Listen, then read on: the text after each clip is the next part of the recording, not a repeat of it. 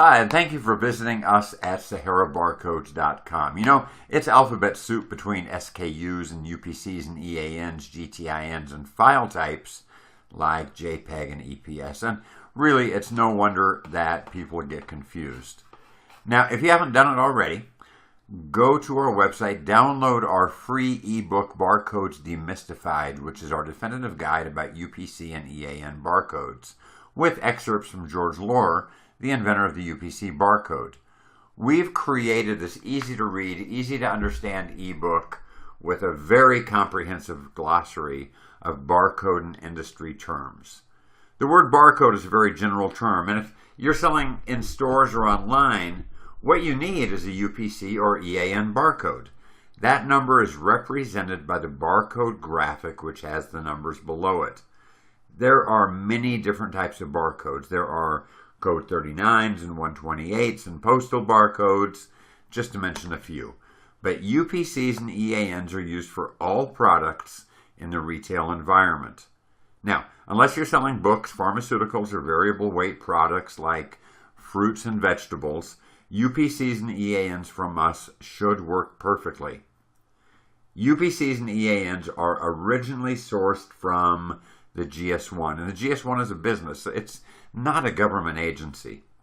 We partner with a company called GTIN International, who received all of their prefixes from the GS1 prior to the GS1 charging renewal fees. In the United States, before 2002, there were no constraints in regards to subdividing or selling barcodes from those prefixes. The GS1 changed the way that they wanted to do business. They got sued, and this was part of a class action lawsuit in the state of Washington in the U.S. And all of the prefixes prior to August of 2002 were grandfathered. This allowed GTIN International and us to do what we do. Since these prefixes originate from the United States, all of these EAN numbers will begin with 0, but these should work perfectly for all of your barcoding needs. Part of that class action lawsuit was that we don't pay renewal fees, and this is good for you, since neither do you. These EAN and UPCs never expire, and they're good forever. So, GTIN stands for Global Trade Identification Number, and all of these GTIN numbers are part of a family. There are three main types of barcodes for retail. The GTIN 12, which is a UPC. This is the one that's used on retail products in the US and Canada. The GTIN 13 is an EAN. Now, this used to be called a European article number, but with the expansion into other countries, it's now an international article number, and these are used outside of the US and Canada. Basically, the rest of the world. When you purchase from Sahara Barcodes, we provide both a UPC and an EAN. Then there's the GTIN 14, and some large retailers require what's called a carton barcode. And this is what you would print or affix to your master carton. If you need these, let us know. We can help you. An SKU or SKU is also known as a stock keeping unit. These are the products that are inventoried by you or a store. So if you go into a big department store and you see all of those items that they have, each and every one of those items is a SKU. Again, stock keeping unit. So if you're manufacturing an item that comes in 3 different colors, then this is 3 different SKUs. A SKU number would be your part number for that item. So let's talk about how a barcode works. You have a product that currently has no barcode on it. Maybe you manufactured this yourself, or you use a contract manufacturing company, or you buy it from a supplier. This SKU is going to need a UPC or EAN barcode. The barcode is used to convey pricing to the electronic cash registers in stores, and they're also used to manage inventory. You're going to need a barcode for each product or variation of a product that you're going to sell.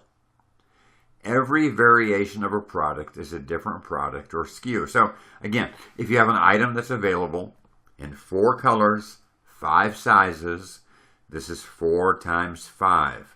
4 times 5 is 20. You're going to need 20 barcodes, one for each variation. Getting barcodes from Sahara Barcodes is fast. Once you place your order and pay for it, you will be taken to a screen where you can download all of your barcodes, all of your GTINs, and support documents. You're also going to get an automated email with a link to that very same page where you can download everything at your leisure. If you are planning on selling in the stores like Mass Market, you may need to go directly to the GS1, as they require that you have your very own prefix. But the average retailer, hey, we're a perfect solution. When you order from Sahara Barcodes, we provide unique, never used before EANs and UPCs. We give you 2 different graphic types for each number, a certificate of authenticity, and a spreadsheet of all of the numbers. Plus, we have this really great support and resource guide. We'll also give you phone and email support. The file types are EPS. Now, this stands for Encapsulated Postscript, and we also provide a JPEG. Now, the EPS files are really used for high-end graphic design programs like Adobe InDesign, Illustrator, CorelDRAW, Photoshop, and the JPEG can be used with everything else, even Microsoft Word or Excel. Really, any program you're using.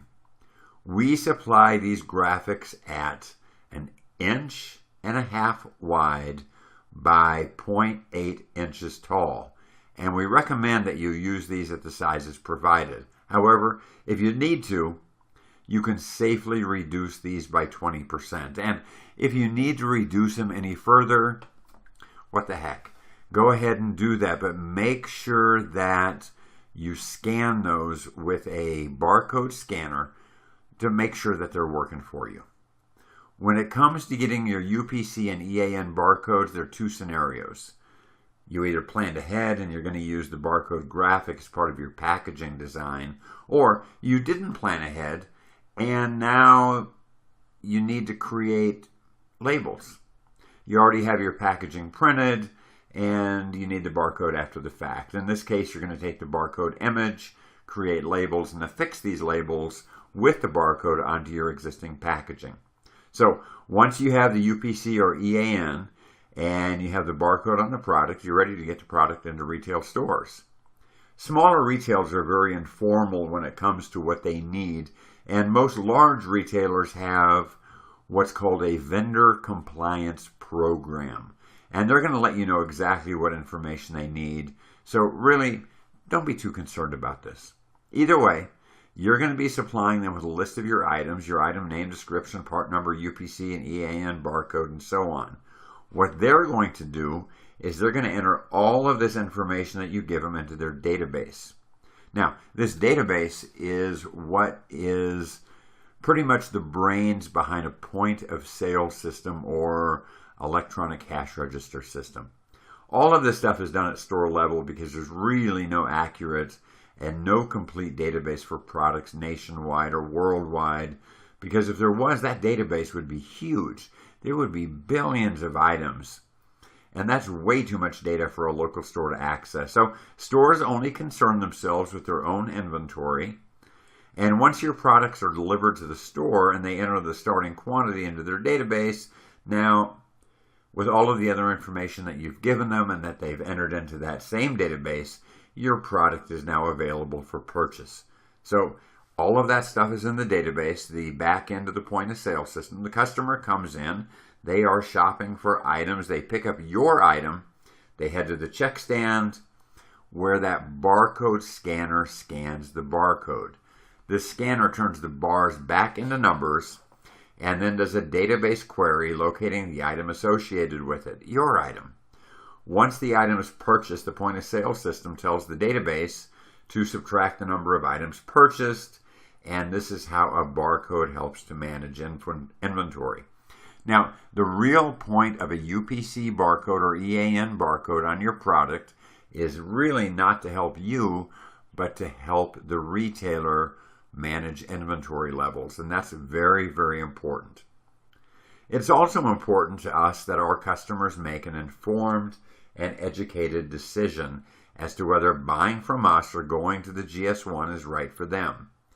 This is why we have tutorials, FAQs, frequently asked questions, and a very important set of terms and conditions. Please, please, please spend some time on our site and be well informed. Again, this is Sahara Barcodes, and if you email us, we are going to respond to each and every question that you have. Thank you. Take care.